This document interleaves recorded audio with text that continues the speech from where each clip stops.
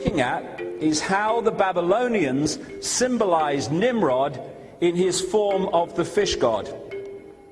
What a coincidence. What a coincidence. And of course, the Church of Babylon relocated to Rome and took with it the symbolism of Babylon. This is why you find the holy days of Christianity under different names are the same holy days as Babylon. Only the names have changed. Look, he's turned his toes up and he had one of them hats on as well. Look, the fish god. He looks like a bloody fish, that guy.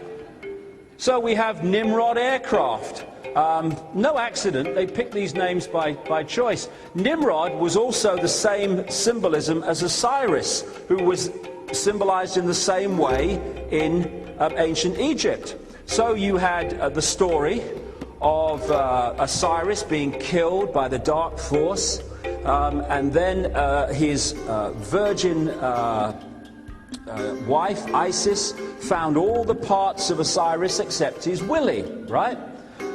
Now you go to Babylon and you have exactly the same story told of Queen Semiramis and Nimrod, because it was the same symbolism coming from the same source, and it's passed through history in the way that we're talking about. So then we come to Queen Semiramis. Now this is a very interesting part of the symbolism all over our society, and particularly in America. Queen Semiramis was said to have come from the moon in an egg, and that is very much part of what we call Easter, which I'll get to. But Queen Semiramis, this is the rebuilt Ishtar Gate in Babylon. Queen Semiramis was the mirror of Isis, and in many ways the mirror of what became known as Mother Mary, in terms of what was said about her. This is an original Babylonian piece of artwork which the British Museum were trying to buy. I don't know if they ever did. And this is the goddess Semiramis Ishtar, and beside her, very much part of her symbolism, are the owls. And before we get to the first break, the significance of that in today's society will become very clear.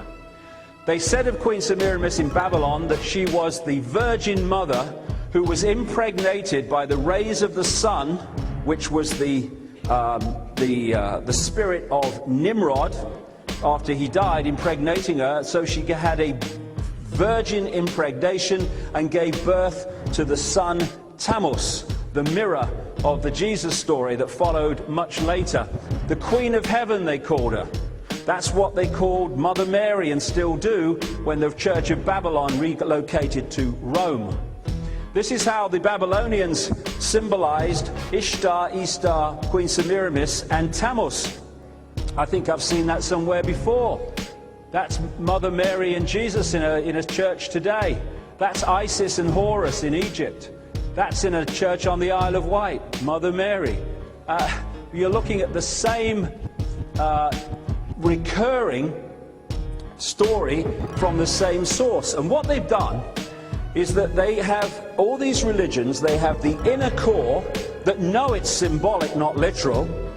And then you have the outer religion, where they tell the people to take the symbolic, the esoterically symbolic, literally, and they create prison religions to shut down the mind, to stop further advancement and opening.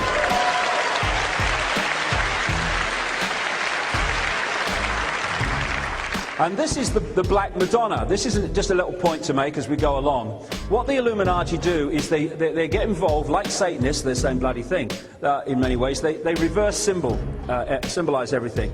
So if something is white to us, to them they symbolize it as black. If something's black to us, they'll symbolize it as white.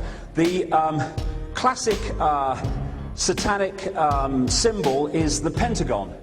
Or the pentagram rather, and what they do is reverse it to point down, symbolizing the negative. They reverse the symbolism, and that's what we'll see as we go along here now.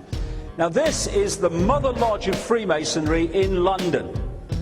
This is the point and the place from which Freemasonry was launched into the new Americas, into the colonies, through people like Benjamin Franklin. And what a staggering coincidence that they located this in Great Queen Street in London. What did they call Semiramis in Babylon? The Great Queen. Great Queen Street. So, when they give us a cover story that the state of Virginia was named after the Virgin Queen, Elizabeth I, well, first of all, Elizabeth I was no more a virgin than Madonna, so that's out of it. And secondly, Virginia, the Virgin Queen, Semiramis Ishtar from Babylon. This is how they symbolized Semiramis in Babylon. This is on an ancient coin. I think I've seen that somewhere before. Where could it be? The Statue of Liberty, reverse symbolism, the statue of symbolic control, was given to New York by French Freemasons in Paris who knew what it symbolized. Semiramis and more, as I'll come to now. So there we go. I think I've seen somewhere before. And that is the goddess of the French Republic. Because as the bloodlines came up out of Babylon, up through into Europe and what became France, they took the symbolism with them. Of course they did. And so the goddess of the French Republic was given the same Semiramis symbolism as the so-called goddess of America, Statue of Liberty. The goddess of the state of Columbia, the center of political control in America, again, Semiramis symbolism. Columbia, where did that come from? Well, where did Columbus come from? Because it wasn't his real name. Back in Babylon, they symbolized Queen Semiramis as a dove. And when they moved to Rome, they worshipped her under the name Venus Columba, Venus the dove. Apparently in French today, the word columba, or worse to that effect, I'm crap at foreign languages, means dove.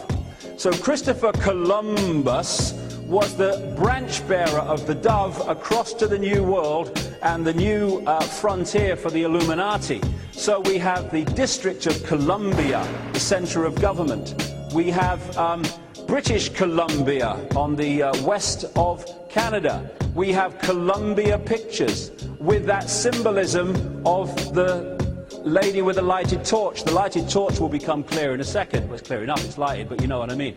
Columbia University, where a lot of people come through indoctrinated into the scam. CBS, Columbia Broadcasting, and that I will become very significant very shortly. This is from the note paper of the Supreme Council of Freemasonry in Britain.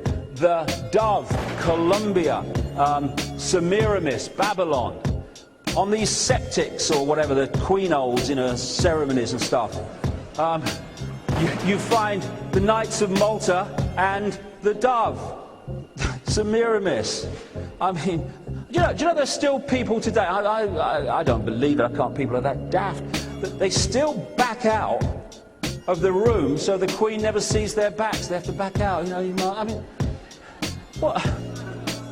I'm sure I saw the paper this morning and it was 2006. I'm sure it was. What's going on? Oh, Mom.